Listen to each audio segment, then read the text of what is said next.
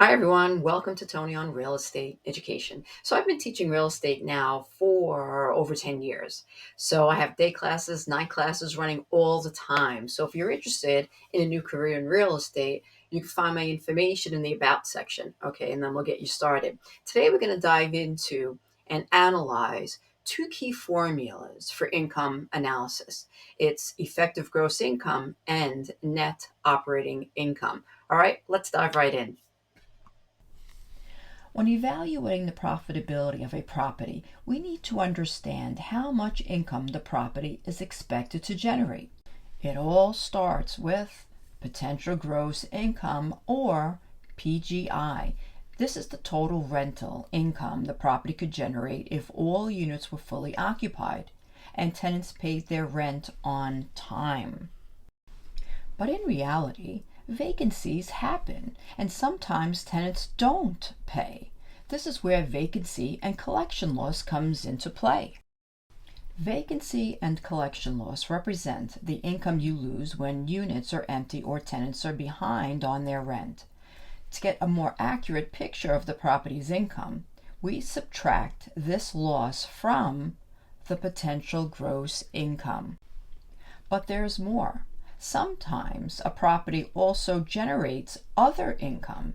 This could include things like fees for parking, laundry, or vending machines. To calculate the final effective gross income, we add this additional income to the amount we get after subtracting vacancy and collection loss from the potential gross income.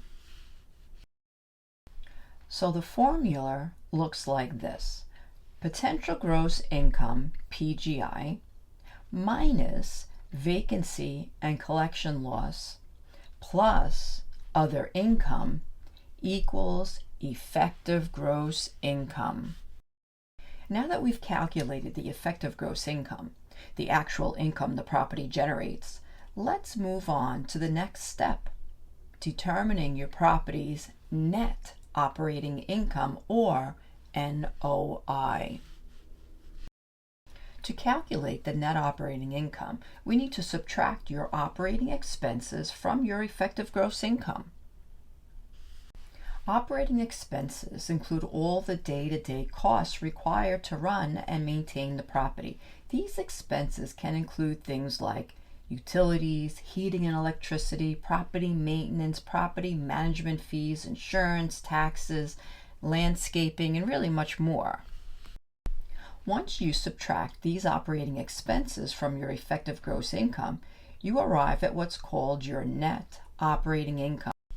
Understanding your net operating income helps you access the financial health of the property, compare it to other properties, and decide whether it's a good investment.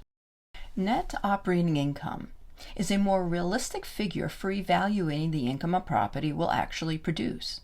It's a crucial number for investors, property managers, and anyone involved in real estate.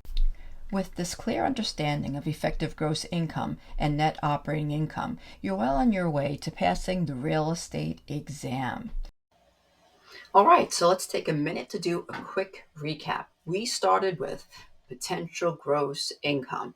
Potential gross income, by the way, is 100%. Why shouldn't it be 100%? Having the ability to rent all the units out. Okay, so potential gross income. And then we're going to minus vacancy and collection loss, not being able to collect the rent. All right, maybe not being able to rent out all the units, right? So that's a vacancy loss. So we take potential gross income and then we minus vacancy and collection loss.